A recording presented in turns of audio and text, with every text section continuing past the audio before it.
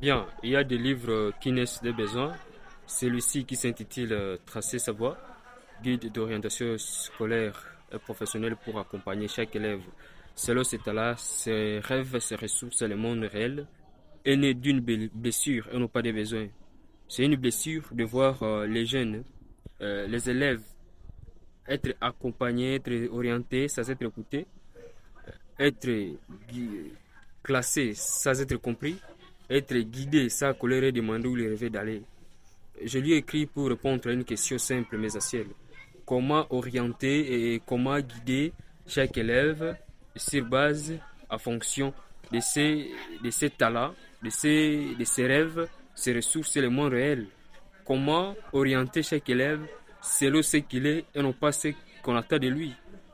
Alors, ce dernier a pour objectif d'offrir aux accompagnateurs, et quand je parle des accompagnateurs, je vois les conseillers scolaires, les psychologues scolaires, les enseignants, les parents, des outils concrets afin d'aider chaque élève à choisir une option, un métier ou un métier qui lui ressemble, c'est-à-dire allié avec ses talents, ses rêves, ses ressources et le monde réel.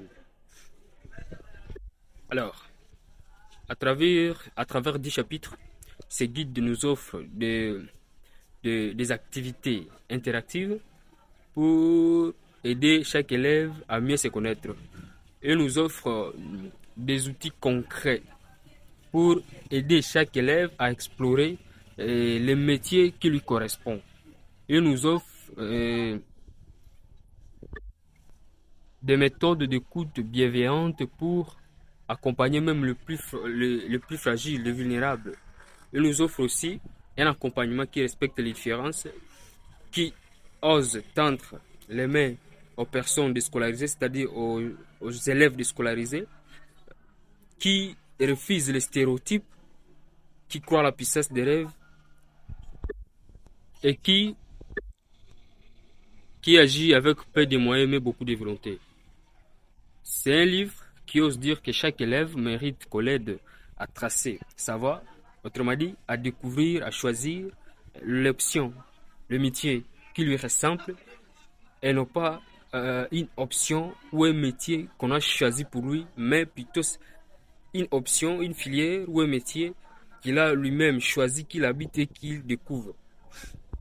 Alors, pour qu'un élève puisse s'orienter avec dignité et confiance, il lui faut une chose simple, c'est connaître. Il n'est pas seulement question de connaître les notes de l'élève, on doit aller très très loin jusqu'à connaître les aspirations profondes de chaque élève. Comme le disait le philosophe Socrate, connais-toi toi-même, qui veut dire écoute la voix de ta conscience pour connaître et pratiquer les biens. Nous n'allons pas dire comme ces derniers, nous allons dire plutôt écoute la voix de ta conscience pour choisir l'option, la filière ou le métier allié avec ce que tu es, c'est-à-dire ce qui te ressemble. Autrement dit, à fonction, choisir une option ou un métier à fonction de tes rêves, tes talents, tes ressources et le monde réel. C'est pourquoi le premier chapitre du livre s'intitule Se connaître pour choisir librement.